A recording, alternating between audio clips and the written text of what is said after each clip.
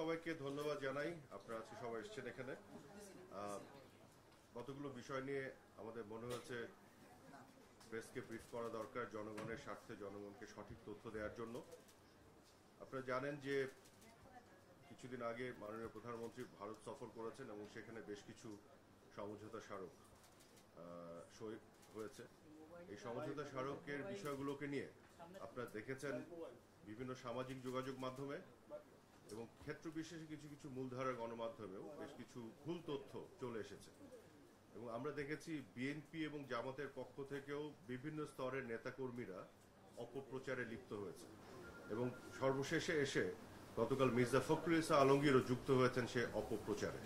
গতকাল তিনি একটি প্রেস কনফারেন্সে যে বক্তব্যগুলো দিয়েছেন এগুলো একেবারেই অসত্য এবং ডাহা মিথ্যা কথা এবং সমঝোতা স্মারকের সকল ধারা উনি হয়তো পড়েননি বা যারা এই অপপ্রচার করছেন তারা সকল ধারা পড়েননি। সকল ধারা না পড়ে না বুঝেই খণ্ডিতভাবে তারা এগুলো তুলে ধরে সাধারণ মানুষকে বিভ্রান্ত করছে। এই জন্য আজকে আমি সঠিক তথ্যগুলো আপনাদের সামনে তুলে ধরব ডকুমেন্ট সহকারে।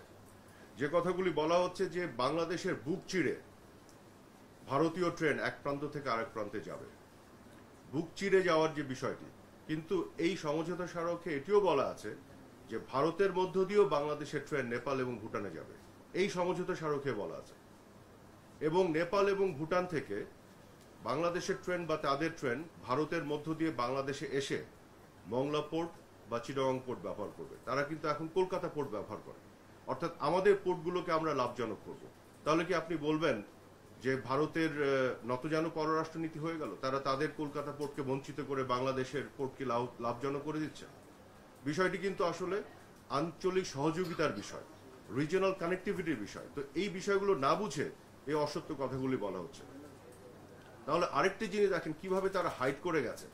এটা একটা বিশাল অর্জন আছে আমাদের এই সমঝোতা স্মারকে। আপনারা দেখবেন যে নেপাল থেকে ভারতের মধ্য দিয়ে ভারতের যে গ্রিড লাইন, সেই গ্রিডের ট্রান্সমিশন লাইন দিয়ে আমরা নেপাল থেকে 40 মেগাওয়াট বিদ্যুৎ আমদানি করব এবং যখন আমাদের শীত মৌসুমে বিদ্যুতের চাহিদা দেশে কম থাকবে, অতিরিক্ত প্রডিউস করতে পারবো, আমরা রফতানিও করতে পারবো। তাহলে কি আপনি বলবেন যে ভারতের বুক চিরে বাংলাদেশ নেপাল থেকে বিদ্যুৎ আনবে এবং বিদ্যুৎ রফতানি করবে? এখানে তো পুরোটাই আমরা লাভবান হব। কাজে এই যে সমঝোতা স্মারকের এই বিষয়গুলো একেবারে উল্লেখ না করে, সমঝোতা স্মারকের পুরো বিষয়টি যে একটা উইন উইন, দুই দেশের জন্য যে লাভজনক, এই বিষয়টি উল্লেখ না করে খণ্ডিতভাবে তারা অপপ্রচারের স্বার্থে এই মিথ্যাচার করছে, গোলামি চুক্তি বলছে, নতজানু পররাষ্ট্রনীতি বলছে। এবং আরেকটি বিষয় আপনারা খেয়াল করে দেখেছেন যে মির্জা ফখরুল ইসলাম আলমগীর এই কথা বলেছেন এবং অনেক অপপ্রচারকারী এটি বলছে যে আমাদের নাকি নিরাপত্তার ঝুঁকির মধ্যে পড়ে যাব আমরা। কিভাবে? যে ভারত যে ট্রেন নিয়ে যাবে বাংলাদেশের ভিতর দিয়ে, সেখানে তারা আর্মি এবং মিলিটারি সামরিক অস্ত্র শস্ত্র নিয়ে যেতে পারে, তাতে জিও পলিটিক্যাল একটা ক্রাইসিস তৈরি হতে পারে। অথচ আপনাদেরকে আমি আজকে দেখাই যে এই সমঝোতা স্মারকেই 3 নম্বর পয়েন্টে পরিষ্কার বলা আছে, 3 নম্বর পয়েন্টে, এটা আপনাকে দিয়ে দিব। এখানে কি বলা আছে? এখানে বলা আছে যে গুডস উইদাউট রেড ট্রাফিক, মানে রেড ট্রাফিকের সংজ্ঞা দেয়া আছে, dangerous and offensive goods including arms, ammunitions and explosives. অর্থাৎ আর্মস, অ্যামিউনেশন অ্যান্ড এক্সপ্লোসিভস এগুলো নেওয়া যাবে না, এই সমঝোতা স্মারকেই পরিষ্কারভাবে বলা আছে। তাহলে এটা কোথায় পেলেন তারা? কল্পিতভাবে একটা উস্কানিমূলক একটা পরিবেশ তৈরি করছেন যেখান থেকে আর্মস নিয়ে যাবে। সমঝোতা স্মারকে তো এটা নিষেধ করা আছে। আরেকটি জিনিস আপনাদের বলি, এই সমঝোতা স্মারকে 4 নম্বর ধারায় বলা আছে, সুস্পষ্টভাবে বলছে কি, the movement of the goods and people within Bangladesh and India shall be subject to the relevant national laws, regulations and administrative provisions. অর্থাৎ ভারতের ট্রেন বাংলাদেশের ভিতরে ঢুকে পড়লেই এটা বাংলাদেশের আইনের মধ্যে অপারেটেড হতে হবে। একইভাবে বাংলাদেশের ট্রেন যখন ভারতের ভিতরে ঢুকে নেপাল বা ভুটানে যাবে, সেটা ভারতের আইনের মধ্যে অপারেটেড হবে। অর্থাৎ আমরা কিন্তু আমাদের আইনের মধ্যে এটাকে অপারেশনের বাইরে যাওয়ার কোনো সুযোগ নেই। কাজে এটা টোটালি বাংলাদেশের মানুষকে বিভ্রান্ত করার জন্য, উস্কানি দেওয়ার জন্য এই কল্পিত একটা রূপকথার গল্প তারা তৈরি করেছে, যেটা আমাদের নিরাপত্তা ঝুঁকিতে ফেলবে। গোটা বিশ্ব আজকে এগিয়ে যাচ্ছে রিজিওনাল কানেক্টিভিটির মাধ্যমে। আপনারা দেখেছেন ব্রেক্সিটের ফলে আজকে যুক্তরাজ্য অর্থাৎ ব্রিটেন কি ধরনের বিপদে পড়েছে, আলাদা হয়েছে। গোটা বিশ্ব যে আধুনিক চিন্তা করছে, কানেক্টিভিটির মধ্যে আসতে যাচ্ছে, আমরা কিন্তু এটা এককভাবে ভারতকে দেইনি যে ভারত শুধু ট্রেন নিয়ে চলে যাবে। আমরাও ভারতের উপর দিয়ে নেপাল ভুটানে যাব, নেপাল ভুটানও ভারতের উপর দিয়ে বাংলাদেশে এসে আমাদের পোর্ট ব্যবহার করবে, আমাদের পোর্টগুলি লাভজনক হবে। আমরা নেপাল থেকে, ভুটান থেকে আমরা ভারতের ট্রান্সমিশন লাইন দিয়ে আমরা বিদ্যুৎ আমদানি করে বাংলাদেশে নিয়ে আসবো। এটা একটা ওভারঅল কানেক্টিভিটি আঞ্চলিক যোগাযোগের মধ্যে নিয়ে আসা হয়েছে, যাতে করে বাংলাদেশের দীর্ঘমেয়াদে বাংলাদেশের জনগণের লাভ হয়। সেইটিকে কিভাবে তারা বিকৃতভাবে উপস্থাপন করছে। এবং দেখেন, শুধু এইটি না, আমি আরো কতগুলো জিনিস এখানে উল্লেখ করতে চাই। মাননীয় প্রধানমন্ত্রী শেখ হাসিনার আরো কতগুলো যে অর্জন আছে ভারতের সাথে দ্বিপাক্ষিক সম্পর্কের ক্ষেত্রে, সেটাও বলি। এই যে সমুদ্র সীমা, এটা কে জয় করেছে? বঙ্গবন্ধু কন্যা শেখ হাসিনা। বিএনপি জামাত ক্ষমতায় ছিল, কখনো তো উদ্যোগও নেয়নি। ভারতের সাথে এইটা মিয়ানমারের সাথে জয় করেছেন থার্ড পার্টিতে যে, এবং শুধু জয় করে দখলে নেননি, উনি এটা সুরক্ষার জন্য সাবমেরিন কিনে এনেছেন। এবং খেয়াল করে দেখুন কোথা থেকে এনেছেন, চাইনিজ সাবমেরিন এনেছেন। আপনারা জানেন যে ভারতের সাথে চায়নার দ্বিপাক্ষিক কিছু টেনশন আছে, তারপরও জননেত্রী শেখ হাসিনা কিন্তু এখানে কম্প্রোমাইজ করেননি। তো এটা কি নতজানু পররাষ্ট্রনীতি বলে এটাকে? আর কিভাবে নতজানু পররাষ্ট্রনীতির সংজ্ঞা আপনি সংজ্ঞায়িত করবেন? তো বিএনপি জামাত তো মানে সাবমেরিন কেনা তো পরের কথা, তারা তো এই আরবিট্রেশনে যে আমাদের যে ম্যারিটাইম বাউন্ডারি, সমুদ্র সীমা, এটা তো তারা কোনো উদ্যোগই নেয়নি। তারপর আপনি আসেন, মাননীয় প্রধানমন্ত্রীর নেতৃত্বে গত 15 বছরে ল্যান্ড বাউন্ডারি এগ্রিমেন্ট করেছি ভারতের সাথে। আমরা আমাদের স্থল সীমার বিরোধ নিষ্পত্তি করেছি, এবং এই নিষ্পত্তির ফলে একটি কথা অনেকে বলে না, আমাদের যে আয়তন বাংলাদেশে, সেখানে 10,500 একর জমি যুক্ত হয়েছে, আমরা লাভবান হয়েছি। এটাকে নতজানু পররাষ্ট্রনীতি বলে? 47 সাল থেকে এই সমস্যায় গিয়েছিল। বাংলাদেশের পুরো আমলে বিএনপি তো কতবার ক্ষমতায় ছিল, কোন উদ্যোগ তারা নিয়েছিল? নিষ্পত্তি করতে পেরেছে? বঙ্গবন্ধু কন্যা শুধু নিষ্পত্তি করেননি, বাংলাদেশকে লাভবান করেছেন। ল্যান্ড বাউন্ডারি এগ্রিমেন্ট ছাড়া আমি যদি এভাবে বলি, আপনারা হয়তো অনেকেই জানেন যে ভারতের মাটিতে ভারতের গ্যাস ব্যবহার করে ভারতে উৎপাদিত বিদ্যুৎ, ভারতের মাটিতে ভারতের গ্যাস ব্যবহার করে ভারতে উৎপাদিত বিদ্যুৎ ত্রিপুরার পালাটানা প্রজেক্ট থেকে সবচেয়ে কম দামে আমরা বাংলাদেশে নিয়ে আসি। একটু খোঁজ করে দেখেন, বাংলাদেশে যে বিদ্যুৎ উৎপাদন করতে যে কস্ট পড়ে ডিজেলে, ফার্নেস অয়েলে বা অন্যান্য জ্বালানিতে, তার চেয়ে কম দামে কিন্তু আমরা বিদ্যুৎটা ওখান থেকে আনি, কারণ ওটা গ্যাস ভিত্তিক। এবং ত্রিপুরাতে যে গ্যাস আছে, সেই গ্যাসের চাহিদা কম নর্থ ইস্টে। তো আমরা কিন্তু ঠিকই বাংলাদেশের মানুষকে লাভবান করার জন্য বঙ্গবন্ধু কন্যা ভারত থেকে এটা এনেছেন। এই কথাগুলো তারা বলে না। গঙ্গার পানি চুক্তি কে করেছে? বেগম খালেদা জিয়া তো ভুলেই গেছিলেন এই কথা তুলতে। শেখ হাসিনাই তো গঙ্গার পানি চুক্তি করেছেন 30 বছরের জন্য। তো শেখ হাসিনাই আজকে নতজানু পররাষ্ট্রনীতি দেখাচ্ছেন। তারপরে দেখেন, ইভেন তিস্তার কথাও যদি বলি, তিস্তা আমরা এখন পর্যন্ত চুক্তিটা হয়নি, কিন্তু এই তিস্তার কথা নিয়ে এত আলোচনা কেন? কারণ শেখ হাসিনা তিস্তার জন্য ভারতকে বলেছে আমরা নেগোশিয়েট করছি, আমরা তুলেছি। বিএনপি আমলে আপনাদের কি মনে পড়ে একবারও তারা তিস্তার কথা কোনো ফোরামে তুলেছিল? ওরা তো কথাই তুলে নেই, তিস্তা নিয়ে তো কোনো বার্গেনিংই যায়নি। আজকে আমরা তো তুলেছি, আমাদের 10টা অ্যাচিভমেন্ট আছে, 2টো হয়তো এখনো আমরা অ্যাচিভ করতে পারিনি, কিন্তু এটা যদি হয় শেখ হাসিনা হাত ধরে হবে। বিএনপি ক্ষমতায় যখন ছিল কখনো এই কথা তোলেনি, আগামী দিনও তুলবে না। ওরা শুধু আওয়ামী লীগের ব্যর্থতাগুলো তুলে ধরার চেষ্টা করে, এবং বিকৃতভাবে, অসত্য এবং মিথ্যাচারের মাধ্যমে। বিএনপির বরং নতজানু রাজনীতির কতগুলো উদাহরণ আপনাদেরকে দেই। 2014 সালে যখন বিজেপি নির্বাচনে জিতলো, নরেন্দ্র মোদী প্রথম প্রধানমন্ত্রী হলেন, তখন মিষ্টি বিতরণ কারা করেছিল মনে আছে তো? এটা তো আপনাদের গণমাধ্যমে এসেছিল। এটাকে কি বলে? বিএনপির এত খুশি কেন মিষ্টি বিতরণ? নতজানু এটাকে বলে না তো কোনটাকে বলে? আচ্ছা, এবার বলেন, প্রধানমন্ত্রী হিসেবে ভারতে গিয়ে বেগম খালেদা জিয়া গঙ্গার পানির বন্টনের কথা বলেন নাই, এটাকে কি বলে? বলিষ্ঠ পররাষ্ট্রনীতি নাকি নতজানু? তারপরে বলেন যে বিএনপি সরকারে থাকাকালীন সময় তিস্তার কথা কেন বলে নাই? কোনো ডকুমেন্ট দেখাতে পারবেন রিটেন, কোনো মিটিং মিনিটস যে একবারের জন্য তারা তিস্তার কথা তুলেছিল? আনা তো দূরের কথা। তো যে তুলেই না, সে আজকে সমালোচনা করে কোন মুখে?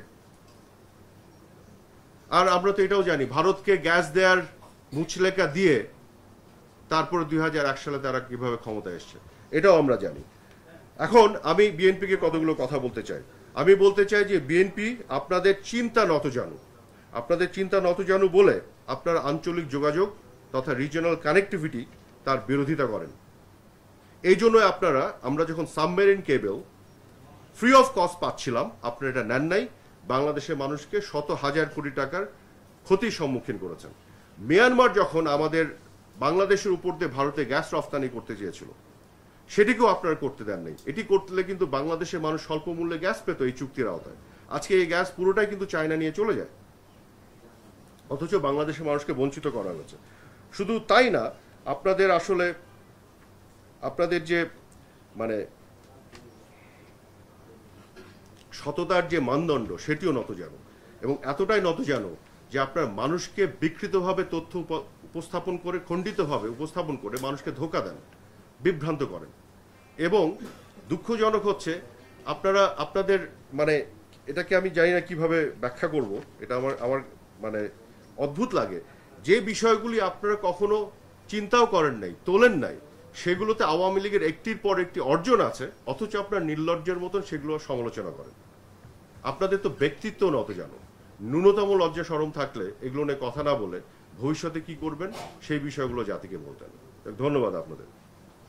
মাননীয় মন্ত্রী, একটা বিষয় হলো যে বিএনপি কালকে যে প্রেস কনফারেন্স করেছে, যে ভারত সফর নিয়ে মাননীয় প্রধানমন্ত্রী সেখানে বলেছে যে এই যে রেল যোগাযোগের কারণে বাংলাদেশের নাকি সার্বভৌমত্ব ক্ষুণ্ণ হবে, এটা আপনি কিভাবে ব্যাখ্যা করবেন? এটার সাথে একটু যোগ করি, মাসুল নিয়ে আলোচনা হচ্ছে যে ভারতকে খুব কম মূল্যে আর কি তাদেরকে ট্রানজিটটা দেওয়া হচ্ছে, বা এর আগেও যে দেওয়া হয়েছে রোড ট্রানজিট, সেখানে এই বিষয়টা নিয়ে রোড ট্রানজিট দেওয়া হয়নি আগে। আপনাদের এই ডকুমেন্টগুলি পড়তে হবে, ডকুমেন্টসগুলি দেখেন। মাসুল নির্ধারিত হয়নি, মাসুল নির্ধারণের জন্য সেল করা হয়েছে, আলাপ আলোচনার ভিত্তিতে হবে। মাথায় রাখবেন যে আমরাও ভারতের উপর দিয়ে যাব, সেখানেও মাসুল নির্ধারিত হবে। কাজেই এগুলো কিন্তু একটা অ্যাকসেপ্টেবল কম্পিটিটিভ প্রাইসিং এ পৃথিবীতে অনেক উদাহরণ আছে, তার ভিত্তিতে আমরা এগুলো করব। এক। দুই হচ্ছে, এর আগে যে ট্রান্সশিপমেন্টের যে বিষয়গুলি ছিল, ট্রানজিট না, আমাদের কতগুলো বন্দর ভারতের বিভিন্ন ফ্যাসিলিটি ব্যবহার করে, আমরা চাই এগুলো আরো ব্যবহার করুক, তাহলে আমাদের বন্দর লাভজনক হবে, তারা তো ট্যাক্স দিবে, তার বন্দর চার্জ দিবে, আমাদের এখানে ইকোনমিকে আরো বেশি কন্ট্রিবিউট করবে। যতগুলো বন্দর আমাদের আছে এবং হচ্ছে নতুন বন্দর, আপনারা কি চান না যে বাংলাদেশের বিমানবন্দর থেকে শুরু করে নৌ বন্দরগুলি আরো কাস্টমার বাড়ুক, ক্লায়েন্ট আসুক? তো সেটা তো আমরা চাই। এই যে পিছিয়ে পড়া চিন্তা ভাবনাগুলো, এগুলো থেকে বেরোতে হবে। আজকে এই পিছিয়ে পড়া চিন্তা ভাবনা থেকে ব্রেক্সিট করার পরে ব্রিটেনের কি অবস্থা হয়েছে একটু খোঁজ নিয়ে দেখেন। এই যে মালধাত্তা আমলে যে চিন্তা, এই যে পাকিস্তানপন্থী একটা ধারণা, ওই চশমা পরে দেখা, পিছিয়ে থাকা চিন্তা, এগুলো থেকে বের হয়ে আঞ্চলিক সহযোগিতার মাধ্যমে আমাদের কিন্তু এগিয়ে যেতে হবে। হ্যাঁ, এখানে অন্যান্য দেশেরও লাভ আছে, ভারতের লাভ আছে, নেপালের, ভুটানের লাভ আছে, তো তাদের লাভ আছে, এই জন্য আমাদের এইগুলো করা যাবে না? আমাদেরও তো লাভ আছে, সবার লাভ আছে বলে তো এই চুক্তি হবে। খেয়াল করে দেখেন, বাংলাদেশ এমন একটা জায়গায় আছে, সেইখানে কানেক্টিভিটির একটা হাব হতে পারে বাংলাদেশ। এটা আমাদের জন্য একটা সম্পদ। এই সম্পদটা কেমন জানেন? ধরেন মিডল ইস্টে যে মাটির নিচে তেল আছে, এটার মতো। এই তেলটা যদি মাটির নিচ থেকে আপনি না উঠান, প্যাকেজ করে রিফাইন করে না বিক্রি করেন, তাহলে কিন্তু এটার কোনো মূল্য নাই, আছে? একইভাবে আমার যে জিওগ্রাফিক্যাল লোকেশন অ্যাডভান্টেজ, এটাকে যদি আমি প্যাকেজ করে বিক্রি করতে না পারি, তাহলে এর ভ্যালু তো আমি নিতে পারবো না। এটা তো আমার আছে, কিন্তু আমি ভ্যালুটা এক্সট্রাক্ট করতে পারছি না। তো এটা প্যাকেজ করে আমি বিক্রি কার কাছে করব? যার এর চাহিদা আছে তার কাছে তো করব, যে এর কাস্টমার তার কাছে করব। এখন আপনি ইউরোপ থেকে নরওয়ে তো এটা কিনবে না, কারণ ওর তো দরকার নাই। কিনবে কে? নেপাল, ভুটান, ভারত, যাদের চাহিদা আছে তাদেরকেই তো বেচতে হবে। এখন আমি আমার এই যে মূল্যবান সম্পদ, আমার যে কানেক্টিভিটি হাব হওয়ার যে পোটেনশিয়াল, এটাকে আমি প্যাকেজ করে এই কাস্টমার কাছে বিক্রি করব, নাকি আমি ওই যে পিছনের যে চিন্তা ভাবনা মালধাত্তা আমলের, এই চিন্তা থেকে না কিছু দিব না, কিছু করব না, কানেক্টেড হব না, এভাবে পিছিয়ে থাকবো? এই সিদ্ধান্ত আগামী দিনে নতুন প্রজন্মকে নিতে হবে। এবং আমি বারেবার বলেছি যে সত্য কথাগুলো বলুন, সত্যের ভিত্তিতে রাজনীতি করা দরকার। বিএনপি তো সকল রাজনীতি মিথ্যা এবং অপপ্রচারের উপর ভিত্তি করে, সত্যগুলি সবকিছু চলে আসলে তাদের রাজনীতি তো টিকে থাকবে না।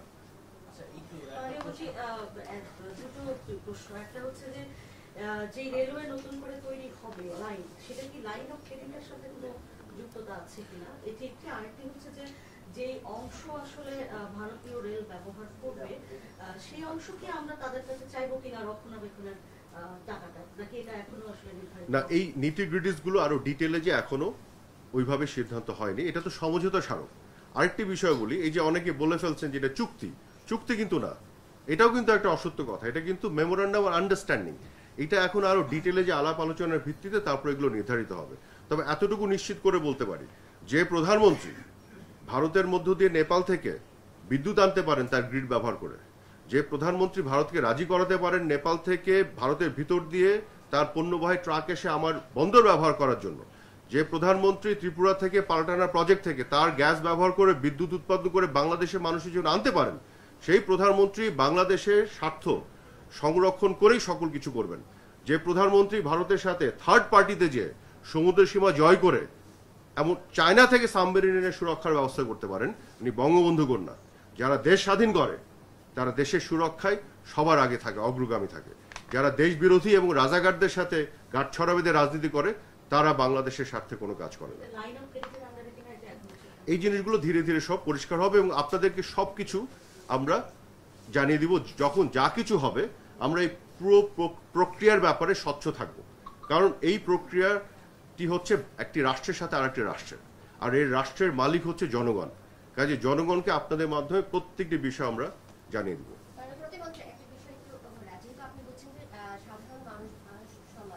সামাজিক যোগাযোগ মাধ্যমে নানা ধরনের প্রতিক্রিয়া দেখা যাচ্ছে, আমরাও এই নিয়ে অনেক বেশি শিক্ষা করেছি। সেখানে বিশ্লেষকরা, যারা আন্তর্জাতিক বিশ্লেষক, তারাও বলছেন যে ভারতের সাথে বাংলাদেশের যে দেনা পাওনা, সেই ক্ষেত্রে বাংলাদেশ আসলে পিছিয়ে, বাংলাদেশ আদায় করতে পারে না।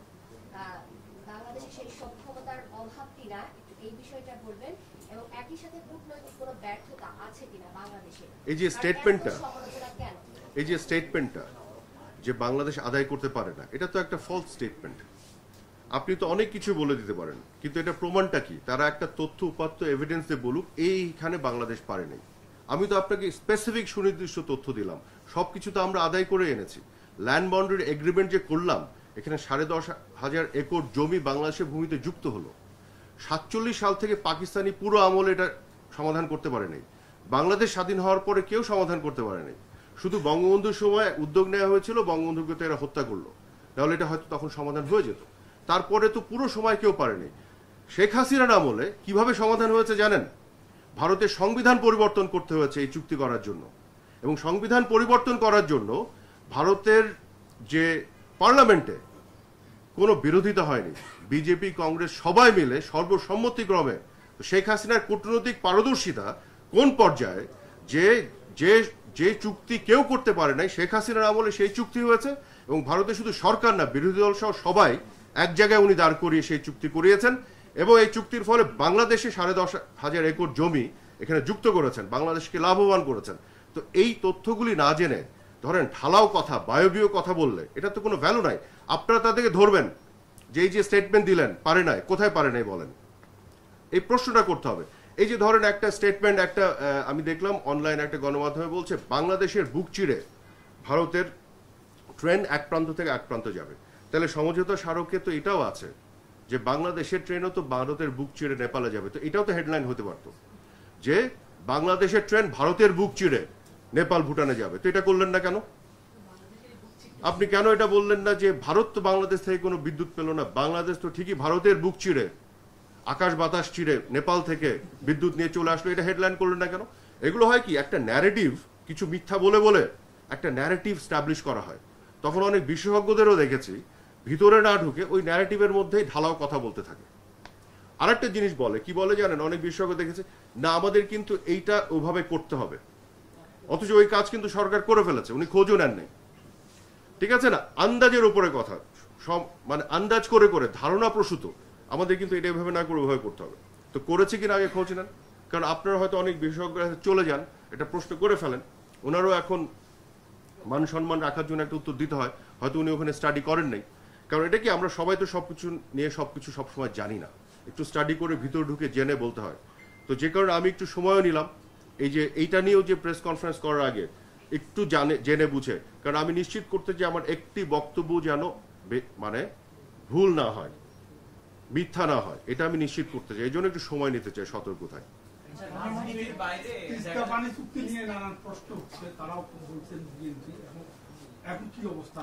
পানি চুক্তি নিয়ে আপনাদের সাথে আলাদা একটা কনফারেন্স করতে হবে, এটা নিয়ে খুবই অল্প ধারণা আছে আমাদের অনেকের।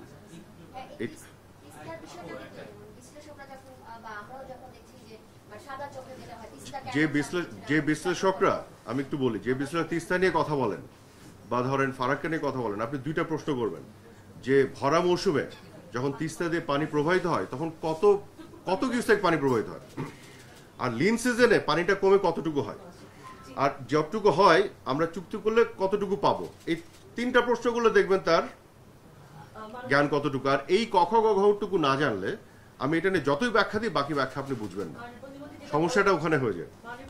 আমি ভারতে ছিলাম, কাভার করতে গিয়েছিলাম ভিজিট, যেটা নতুন করে আসলো যে আসলে এখন আর তিস্তা চুক্তি না, এটা একটা নতুন ভাবে একটা প্রকল্প নেয়া, এবং সেটা চীনের সাথে হতে পারে বা ভারতের সাথে হতে পারে। দেখুন, এখন আমার প্রশ্ন যেখানে সেটা হচ্ছে যে যেটা আপনি বললেন এই ফিজিবিলিটি যাচাই, এটা আগেও হয়েছে, এখন যেহেতু পরিস্থিতি পরিবর্তিত আবার নতুন করে সম্ভাব্যতা যাচাই, এই বিষয়গুলোকে নিয়ে আমরা কাজ শুরু করেছি কিনা, মানে অ্যাবসলিউটলি। আপনাদের আমি খুব যত সংক্ষেপে বলার চেষ্টা করি, পানিটা কেন লাগে? ভরা মৌসুমে তো লাগে না, তখন তো বন্যাই হয়ে যায়। লিন সিজনে পানিটা এত কমে আসে প্রাকৃতিকভাবে, সেই কম পানিটা যদি বাঁধ থাকে বাঁধটা তার ক্যাপাসিটি অনুযায়ী ডাইভার্ট করে। তখন আমরা বলি যে না, বাঁধের যতই ক্যাপাসিটি থাক পুরোটা ডাইভার্ট করতে যেতে না পারে, আমাদের 50% দিতে হবে। এটাই তো ধরেন আপনাদের ফারাক্কার কথা বলি, চুক্তিটা কি আসলে এটা শুনলে অবাক হবে। ধরেন 11 থেকে 13 লক্ষ কিউসেক পানি ভরা মৌসুমে পার হয়, তখন কিন্তু ফারাক্কার কোনো ইম্প্যাক্ট নাই। ইম্প্যাক্টটা কখন? লিন সিজনে, মার্চ এপ্রিল মে জুন, ওই সময় যখন পানিটা ফারাক্কা পয়েন্টে 70-75 হাজার কিউসেকে নেমে আসে, তখন ফারাক্কার টোটাল ক্যাপাসিটি কত জানেন ডাইভার্ট করার? 40,000 কিউসেক। সো ফারাক্কা বাঁধটা 40,000 কিউসেক পানি ডাইভার্ট করে ফেলতো। তো 70,000-এ নেমে আসলে আমি পেতাম তখন 30,000। তো চুক্তিটা হচ্ছে যে 70,000 যখন নেমে আসবে তোমার 40,000 কিউসেক ডাইভার্ট করার ক্যাপাসিটি থাকলেও তুমি 40 পারবা না, তুমি 50% নিবা, অর্থাৎ তুমি 35 নিবা, আমাকে 35 দিতে হবে। তো ওই 5,000 কিউসেক হচ্ছে চুক্তি। এটা তো অনেকে বোঝে না। এখন বিএনপির নেতাদের দেখবেন যে বলবে, খালি চোখে দেখে বলবে যে পানি তো নাই, পানি তো পেলাম না। তো 5,000 কিউসেক যদি এক্সট্রা অ্যাড হয় তাহলে পানি আপনি খালি চোখে বুঝবেন কি করে? এইটার জন্য এই যে জয়েন্ট রিভার কমিশন প্রত্যেকদিন পানি মাপে, সেইখানে দেখলে বুঝবেন যে চুক্তির কার্যকারিতা আছে কিনা। এখন এটা আমি এই কারণে বললাম, দিন শেষে লিন সিজনে আমার পানি লাগবে খাদ্য উৎপাদনের জন্য। আমাদের দেশে 170 মিলিয়ন পিপল, ভারতেও অনেক জনসংখ্যা, তো খাদ্য উৎপাদন করতে হবে। তো এখন যেটা দরকার, এই ওয়াটার ডিস্ট্রিবিউশন এখন ওল্ড কনসেপ্ট হয়ে গেছে, এখন ওয়াটার ম্যানেজমেন্টে যেটা আমরা গেছি অলরেডি। 54টা অভিন্ন নদী, অর্থাৎ আমাকে নিশ্চিত করতে হবে ভরা মৌসুমে যে পানিটা বন্যা তৈরি করে সেটা আমি কিভাবে ধরে রাখতে পারি, লিন সিজনে আমি ওয়াটার অগমেন্টেশন কিভাবে যেতে পারি, যাতে আমার কৃষিকাজে এই পানিটা ব্যবহার করে আমি খাদ্য উৎপাদনটা রাখতে পারি। এইটাই আমার মূল কনসেপ্টটা, যে কারণে এখন ইনফ্রাস্ট্রাকচার বানানোর কথা বলা হচ্ছে। এখন এই যে এই পানির যে আপনার 5,000 10,000 কিউসেক ডিস্ট্রিবিউট করে আপনার মূল সমস্যার সমাধান হবে না, যে কারণে আমাদের এই এন্ডে অনেক ইনফ্রাস্ট্রাকচার তৈরি করতে হবে সেইটা, এবং একই সাথে ভারতের সাথে 54টা অভিন্ন নদীর পুরো নদীগুলো নিয়ে ক্যাচমেন্ট বেস বা বেসিনময় আপনার একটা ওভারঅল ম্যানেজমেন্ট আমাদের যাওয়া, সেইখানেই আমরা যাওয়ার চেষ্টা করছি। রাজনীতির বাইরে দেখা যাচ্ছে যে ডিজিটাল কন্টেন্ট ক্রিয়েটর যারা আছে বা সোশ্যাল ইনফ্লুয়েন্সার, তারা হচ্ছে যে আপনি যেটাকে মিথ্যাবাদ বলছেন সেগুলো নিয়ে আলাদা করে তারা একটা প্রচারণা করছে, সেই ক্ষেত্রে আপনাদের কোনো ব্যবস্থা থাকবে কিনা? সেটার ব্যবস্থা হিসেবে তো আজকে বসলাম, সে সঠিক তথ্যগুলো তুলে ধরলাম। সবাইকে অনুরোধ করব এই সমঝোতা সড়ক বা রেল কানেক্টিভিটি নিয়ে সবগুলি পয়েন্ট একটু পড়ে দেখার জন্য। এখানে পড়লেই পরিষ্কার হয়ে যাবে যারা বলছে যে নিরাপত্তা ঝুঁকি আছে তারা যে মিথ্যা কথা বলছে, কারণ এখানে বলা আছে এখানে কোনো সামরিক মেটেরিয়াল নেওয়া যাবে না, প্লাস বাংলাদেশে আইনের অধীনে যাবে, বাংলাদেশে বর্ডারে ঢুকলে একইভাবে ইন্ডিয়ার বর্ডারে ঢুকলে একই হবে। এবং এটা পড়লেই বোঝা যাবে যারা একপেশাভাবে বলছে বাংলাদেশে বুক চিরে ভারতে ট্রেন যাবে, তাদেরকে এটাও জানতে হবে যে আমরাও তাদের ভিতর দিয়ে যাব। তো এটা এক পেশা না।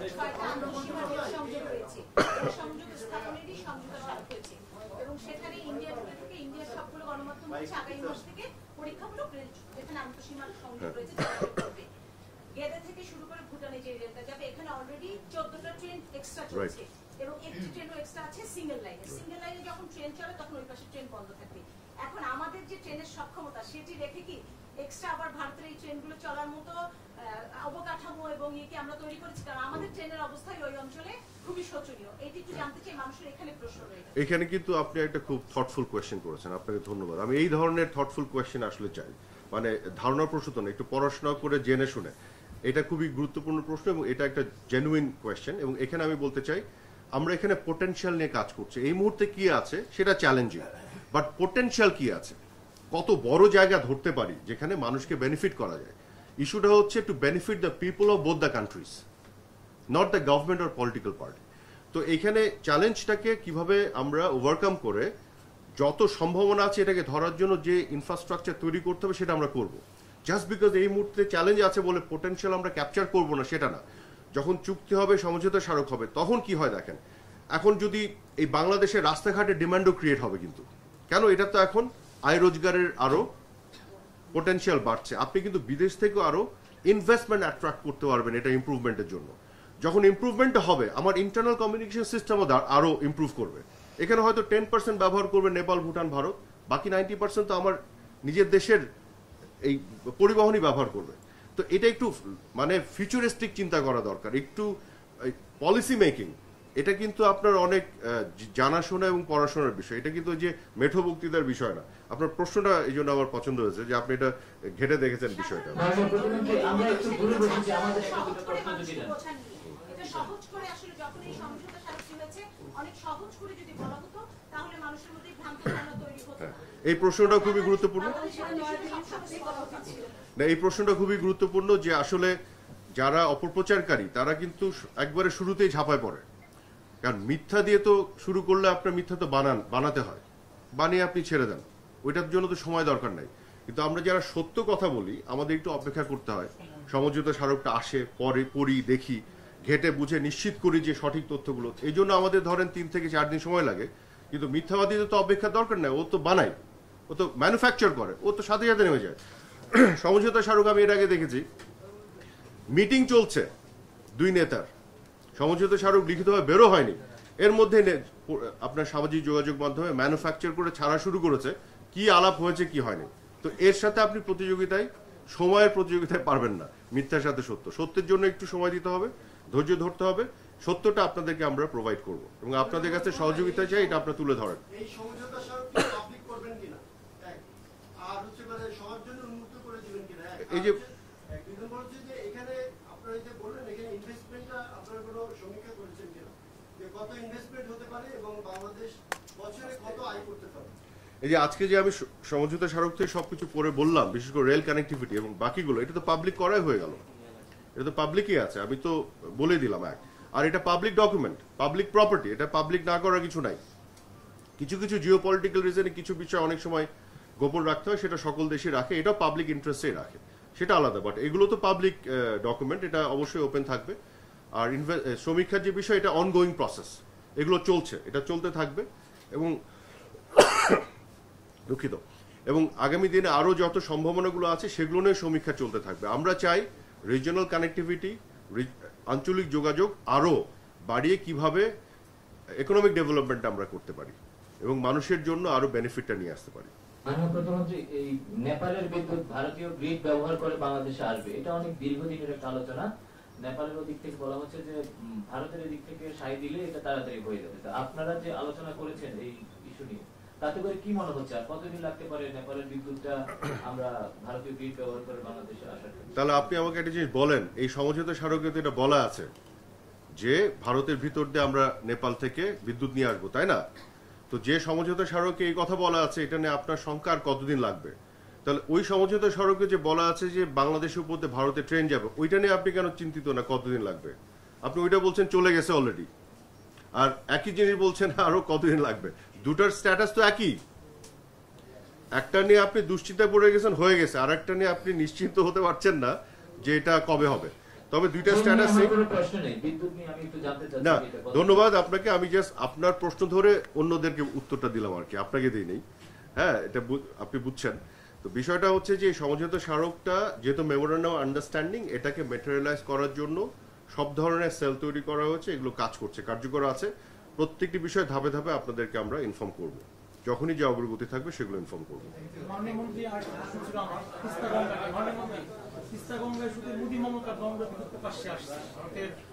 তাদের সরকার, স্থানীয় সরকারের সাথে কেন্দ্রীয় সরকারের মধ্যে সমন্বয় দরকার।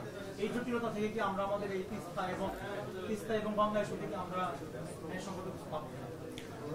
দেখুন, দুইটি দেশের মধ্যে বায়োল্যাটারাল রিলেশনশিপ এবং ওয়াটার ডিস্ট্রিবিউশনের ইস্যুগুলো নিয়ে এটা ডিল করবে ঢাকা এবং দিল্লি, একবারে প্লেন অ্যান্ড সিম্পল। এটাই আমাদের পজিশন। ইন্টারনাল ম্যাটার তাদের কি, এটা তারা বুঝবে, that's none of our business, এটা আমাদের হেডেও না। আমরা আমাদের ন্যায্য যে দাবি সেটা আমরা নেগোশিয়েট করতে থাকবো, এটা আমরা এই দাবি আমাদের জানাতে থাকবো, এটা আমরা নিয়ে ছাড়বো, অতীতেও নিয়েছি, সামনেও আমরা নিব। এবং সময়ের সাথে সাথে আমরা আরো আধুনিক চিন্তা করে প্রযুক্তি এনে দরকার হলে অনেক কিছু ধরেন অবসলিট হয়ে যায়, এমন কিছু আমরা করতে চাই যেটা অনেক প্রয়োজনকে ইররেলেভেন্ট করে দিব। আমরা নিজেরাই যদি ইনফ্রাস্ট্রাকচার তৈরি করতে পারি, আমাদের ডিপেন্ডই করতে হবে না কে পানি দিল কে পানি দিল না, আমরা সেলফ সাফিসিয়েন্ট হয়ে দাঁড়াবো, আমরা সেদিকেও যেতে চাই, সেটাই হচ্ছে আমাদের চিন্তা। থ্যাংক ইউ, অনেক ধন্যবাদ।